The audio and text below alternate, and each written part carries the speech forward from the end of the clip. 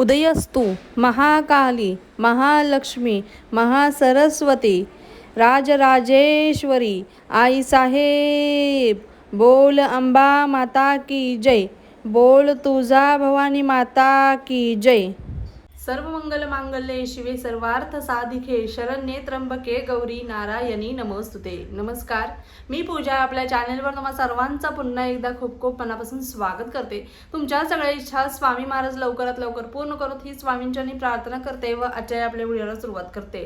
बघा, चैत्र नवरात्रीला सुरुवात होते, तर चैत्र नवरात्री निमित्त आपण सर्वांनी गुढीपाडव्यापासून ते चैत्र पौर्णिमेपर्यंत किंवा नवमीपर्यंत म्हणजे 27 मार्च पर्यंत, 19 मार्च ते 27 मार्च किंवा 19 मार्च ते 2 एप्रिलला पौर्णिमा असणार आहे, चैत्र पौर्णिमा।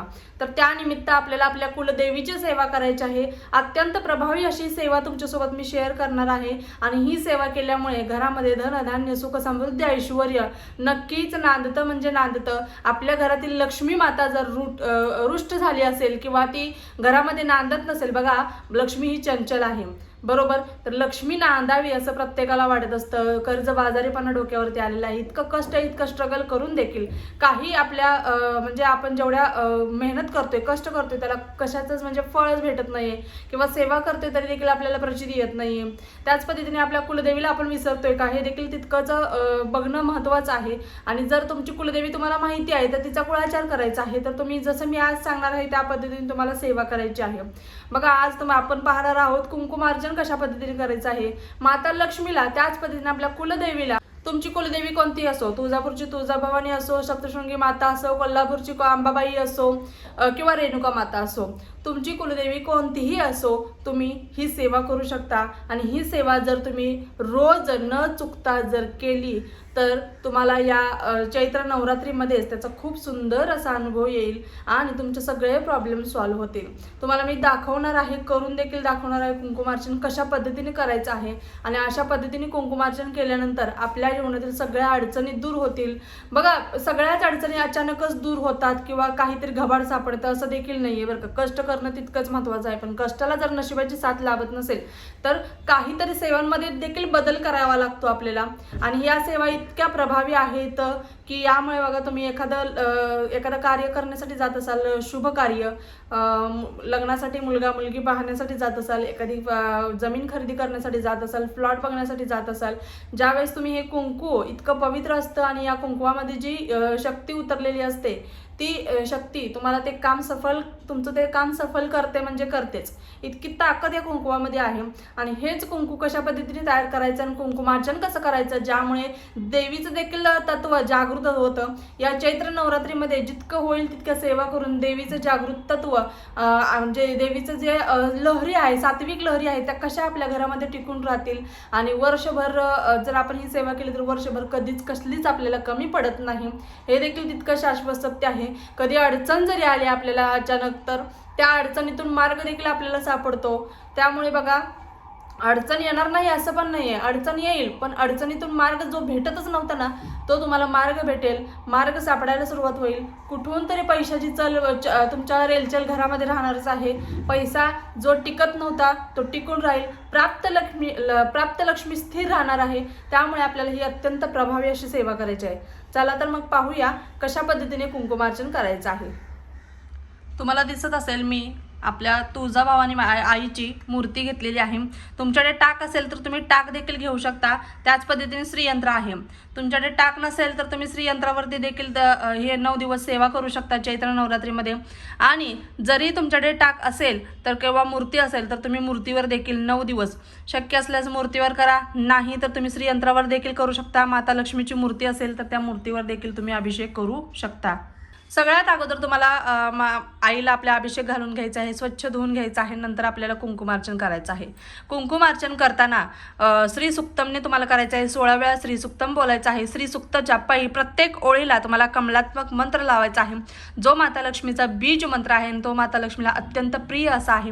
हा मंत्र लावून जर तुम्ही 16 वेळा श्री सुक्तम जर बोललात तर तुम्हाला तुमच्या ज्या इच्छा आहेत त्या सगळ्या इच्छा पूर्ण होतील आणि माता लक्ष्मी देखील तुमच्यावरती प्रसन्न राहणार आहे। काय करायचं आहे, आता आपला हा हात आहे, उजवा हात आहे, उजव्या हाताची ही 3 बोटं, किती, ही 3 बोटं करंगळी आणि अंगठ्याच्या बाजूचं हे बोट, हे दोन्ही बोटं आपल्याला कुंकवाला स्पर्श करायची नाहीत. अशा पद्धतीने आपल्याला या 3 बोटांनी अशा पद्धतीने कुंकू पकडायचं आहे.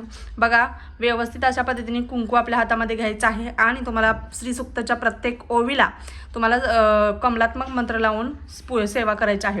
बघा, सगळ्यात अगोदर श्रीयंत्रावरती दाखवते.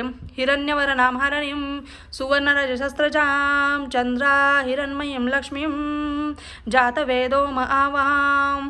ओम श्रीं ह्रीं श्रीं कमले कमलालये प्रसिद्ध प्रसिद्ध श्रीं ह्रीं श्रीं ओम महालक्ष्मी देवे नमः. ताम आवह जातवेदोम लक्ष्मीं लक्ष्मीमनपगामिनीं यस्या हिरण्यं विन्देय गामेश्वपुरुषानहम्.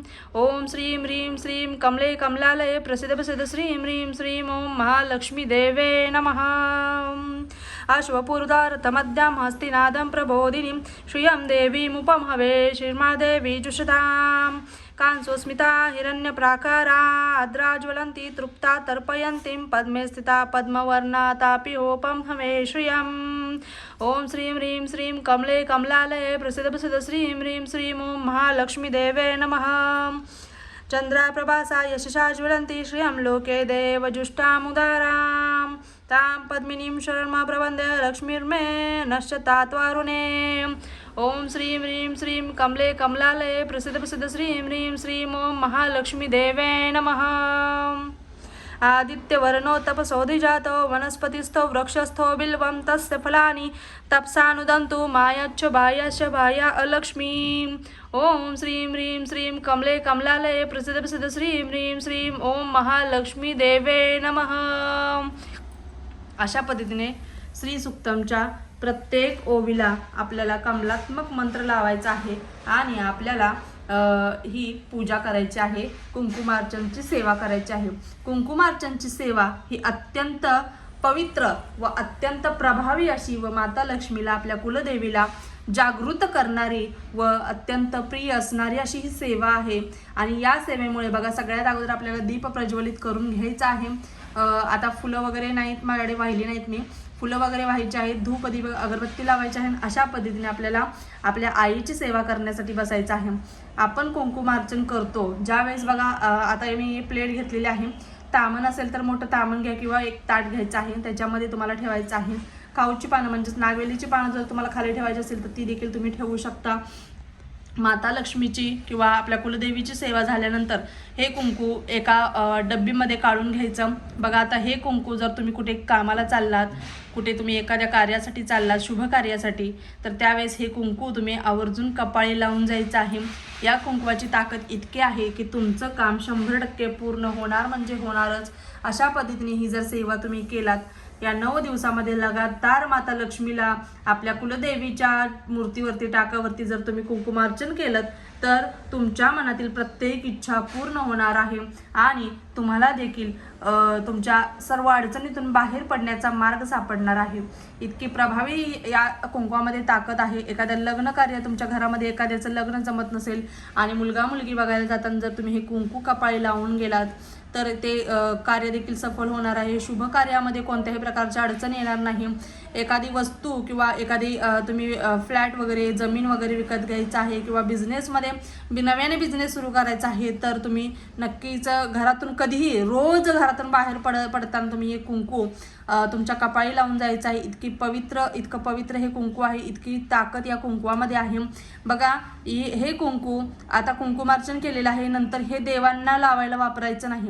ज्यावेळेस नंतर तुम्ही कुंकुमार्चन करणार, तुम्ही दर पौर्णिमेला करू शकता की आपल्या कुलदेवीचा वार मंगळवार, शुक्रवार कोणता आहे त्या दिवशी जरी तुम्ही कुंकुमार्चन आठवड्यातनं एकदा केलं तरी देखील चालणार आहे. आता या 9 दिवसामध्ये लगातार करायचं आहे. जेवढं कुंकू जमा होणार आहे तेवढं कुंकू तुम्हाला एका डब्बीमध्ये भरून ठेवायचं आणि हेच कुंकू तुम्ही नंतर ज्यावेळेस कुंकुमार्चन कराल त्यावेळेस कुंकुमार्चनच्या सेवेमध्ये हेच वापरायचं आहे. कारण कुंकुवाची ताकद कुठेतरी कमी झालेली असते आणि ती शक्ती, ते कुंकू परत सिद्ध करण्यासाठी आपल्याला पुन्हा पुन्हा त्या कुंकुवाने कुंकुमार्चन करायचं आहे. पण हे कुंकू देवपूजा वगैरे करताना आपल्या देवांना लावण्यासाठी घ्यायचं नाही.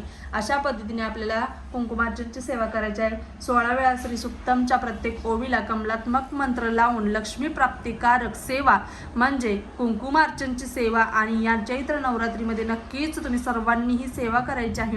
तुम्हाला व्हिडिओ कसा वाटला, तुम्हाला आवडला का, तर नक्कीच कमेंट बॉक्समध्ये कमेंट करून सांगायचं आहे. त्याच पद्धतीने मासिक धर्म सुतक विटाळ असेल तर तुम्ही ही सेवा करू शकत नाही, पण कोणत्याही दर पौर्णिमेला किंवा आठवड्यातून एकदा आपल्या कुलदेवीचा वार जो असतो मंगळवार शुक्रवार या दिवशी तुम्ही ही सेवा नक्कीच करू शकता. अशा पद्धतीने आपल्या आई भगवतीची सेवा करायला, आपल्या आई भगवतीला मानपान द्यायला चुकूनही विसरायचं नाही आहे. नक्कीच तुमच्या काही शंका असतील तर कमेंट बॉक्समध्ये विचारा. आपल्या चॅनलवर प्रत्येकाच्या शंकेचे निरसन नक्कीच केले जाते. व्हिडिओ आवडला असल्यास व्हिडिओला लाईक करत जा. एखाद्याला गरज असेल तर त्यांच्यापर्यंत व्हिडिओ शेअर करा. नाही केला तरी चालेल, काही हरकत नाही. तुमच्या मुखातून तुम्ही माहिती दिली तरी देखील त्यांना चालणार आहे. पुन्हा एकदा भेटूया अशाच एका नवीन व्हिडिओसोबत. तोपर्यंत झालेली सेवा आई भगवतीच्या चरणी रुजू करते. श्री स्वामी समर्थ. धन्यवाद.